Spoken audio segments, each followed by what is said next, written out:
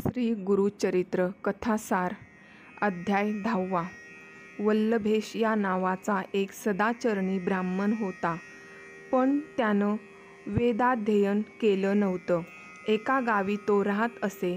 व्यापार उदीम करणं हा त्याचा धंदा, पण तो धंदाही तो सचोटीनं करी. सकाळचे नित्यविधी झाल्यावर आंघोळ करून देवपूजा करी, नंतर दुकानात जाई. दुपारपर्यंत काम करी, नंतर घरी येऊन जेवण, थोडी विश्रांती व पुन्हा दुकान, असा त्याचा रोजचा कार्यक्रम. दुकानाचं बस्तान उत्तम बसलं होतं. अधिक परिश्रम घेतल्यास अधिक पैसे मिळतील असा त्याला विश्वास वाटत होता. तसा व्यापारात तो बराच मुरलेला होता. त्याच्या गावापासून जवळच कुरवपूर हे क्षेत्र. तो दरवर्षी तेथे जाई. श्रीपाद श्री वल्लभ स्वामींचं दर्शन घेई. नाशिक, पंढरपूर, त्र्यंबकेश्वर, गाणगापूर, पैठण या क्षेत्री जाई. त्याला बरं वाटे. गावच्या दुकानाची व्यवस्था मुलांवर व नोकरांवर सोपवून तो घाऊक व्यापारासाठी निरनिराळ्या गावी जाई. तेथून माल आणि तो विकून त्याला जास्त फायदा होई. एकदा कुरवपूरला स्वामींच्या दर्शनाला तो गेला होता. त्याने स्वामींची प्रार्थना केली, मला खूप प्राप्ती व्हावी. पुढच्या वर्षी मी इथे येईन व सहस्र भोजन घालीन, असा त्याने नवस केला व स्वामींचा आशीर्वाद घेऊन स्वगृही आला व नंतर तो बाहेरगावी व्यापार करण्यासाठी निघाला. मोठ्या गावच्या बाजारपेठेत घाऊक माल घ्यावा, दुसऱ्या गावी जाऊन विकावा, असा त्याचा क्रम चालू होता. या उलाढालीत त्याला खूपच फायदा झाला होता. काही दिवसांनी तो परत घरी आला. घरच्या व्यवहारात लक्ष घालू लागला. कुरवपूरची यात्रा लवकरच भरणार होती. वल्लभेशने यात्रेला जायचं निश्चय केला. मागच्या वर्षी सांगितल्याप्रमाणे नवसाची सांगता करायची होती.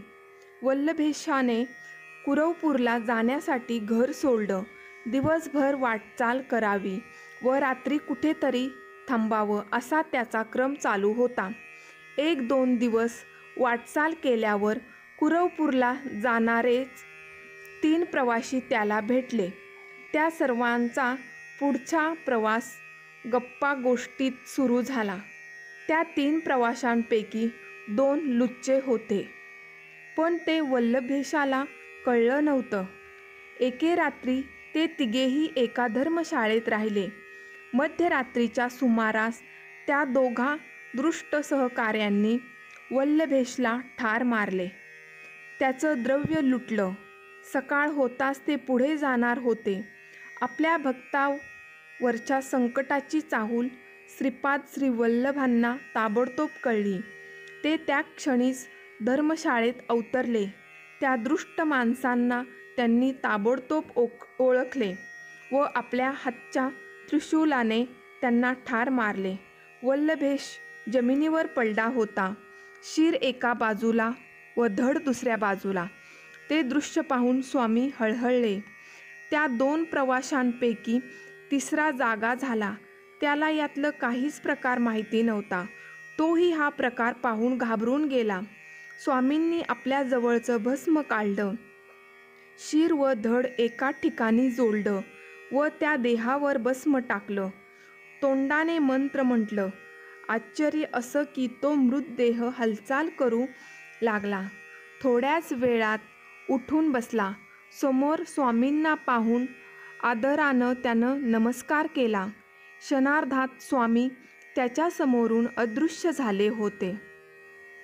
वल्लभेशाला ते सारंच नवल वाटलं. नंतर तो कुरवपूरला गेला. स्वामींना भेटला. आपला येण्याचा हेतू सांगितला. दुसऱ्या दिवशी 1000 ब्राह्मणांना पंचपक्वान्नाचं भोजन घातलं. सर्वांना दक्षिणा दिली. स्वामींना वंदन केलं. यात्रेचा इतरांनाही प्रसाद म्हणून पोटभर जेवू घातलं. सर्वांची जेवणं झाल्यावर तो व स्वामी यांनीही प्रसाद म्हणून भोजन केलं. नंतर तो स्वगृही आला. त्याने सर्व आयुष्य सुखासमाधानात आनंदात घालविलं. संकटाच्या काळात सद्गुरू भक्ताला अचानक कसे भेटतात व त्याचे संकट कसं दूर करतात ही गोष्ट या कथासारातून आपोआप पटेल. स्वामींच्या लीलेचा अलौकिकपणा भक्तांच्या एकनिष्ठेशिवाय कुणालाच कळणार नाही. आजच्या काळातही असे अनुभव काही भक्तांना येत असतील. ती त्यांची सुकृत वृत्तीची पोच म्हणावी लागेल. सत्य, सत्प्रवृत्ती व सदाचार माणसानं जपले तर त्याचं जीवन सुखानं चालतं हे प्रत्येकानं विसरू नये. जय जय रघुवीर समर्थ.